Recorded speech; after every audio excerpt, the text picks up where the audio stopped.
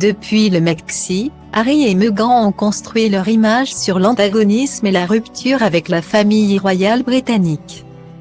Et il faut bien l'avouer, ils ont rencontré quelques succès. Les tourtereaux ont ainsi signé de jolis contrats avec Netflix ou Spotify et ont déchaîné les passions avec les confidences aussi stupéfiantes que choquantes sur les Windsor. Faites lors d'un entretien exclusif à la papesse des médias américains, Oprah Winfrey.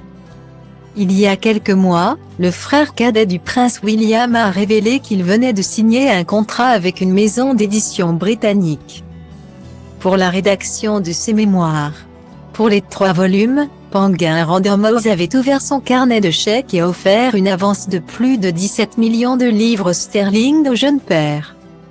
En plus de lui adjoindre les services d'un écrivain professionnel lauréat du prestigieux prix Pulitzer pour rédiger son autobiographie. La mort de la reine vient toutefois compliquer la vie de Meghan et Harry qui avaient bien l'intention de lâcher encore quelques coups contre la famille royale. Mais qui comprend bien qu'en cette période de deuil, les attaques pourraient revenir en boomerang. De quoi impacter les finances du couple qui a d'ailleurs décidé de se séparer de l'agence de Saint-Chin Sachs qui s'occupe de leur communication. Une décision prise pour faire quelques substantielles économies.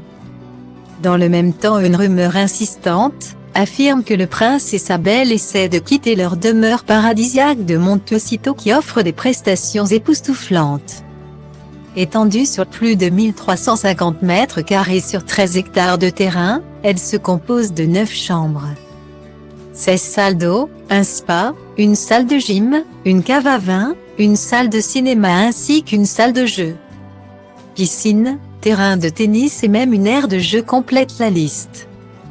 Pourtant elle ne semble plus convenir aux amoureux et les hypothèses se succèdent sur les raisons du désamour entre les Sussex et leur demeure. Alors que certains évoquent des problèmes de sécurité, Tina Brown, ancienne rédactrice en chef de Tatley et Vanity Fair, elle, voit les choses autrement. S'exprimant au festival littéraire de Henley, l'experte royale a déclaré que le couple ne vivait pas forcément bien de ne pas faire partie des super riches de leur communauté.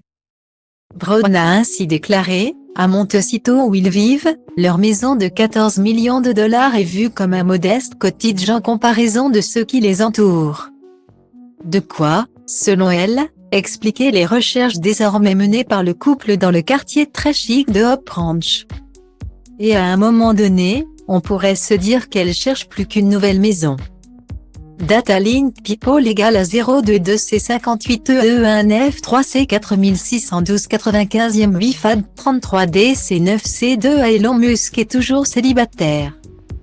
Je n'en dirai pas plus, a-t-elle lancé amusée.